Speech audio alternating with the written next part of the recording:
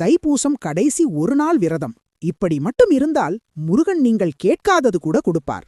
இந்த ஒரு நாள் விரதம் இருந்தால் 48 நாள் விரதமிருந்து காவடி எடுத்த பலனை கொடுக்கும் அளவு அதிசக்தி வாய்ந்த விரதம் இது. இந்த விரதத்தை தைப்பூசம் அன்று இருக்க வேண்டும். இதை அந்த முருகனே நினைத்தால் மட்டுமே ஒருவரால் இருக்க முடியும். இந்த விரதம் நீங்கள் இருக்க நினைக்கிறீர்கள் என்றாலே முருகன் அருள் உங்களுக்கு இருக்கிறது என்றுதான் அர்த்தம். அதற்காகத்தான் என்றும் இல்லாமல் முருகன் இன்று இந்த பதிவை உங்கள் கண்ணில் பட வைத்திருக்கிறான். அதனால் வீடியோவை கடைசி வரை பார்த்து முருகனின் அருளை பெற்றுக்கொள்ளுங்கள். உங்களுக்கு முருகன் பிடிக்கும் என்றால் அவனின் ஒரு மந்திரத்தை கமெண்டில் கூறி முருகன் ஆராதனை சேனலை சப்ஸ்கிரைப் செய்து கொள்ளுங்கள். தைப்பூசமன்று 6 மணிக்கு எழுந்து தலை குளித்துவிட்டு பூஜை அறையில் வெற்றிலை விளக்கு அல்லது 6 அகல் விளக்குகள் ஏற்றி ஷட்கோணம் கோலம் போட்டுக்கொள்ளுங்கள்.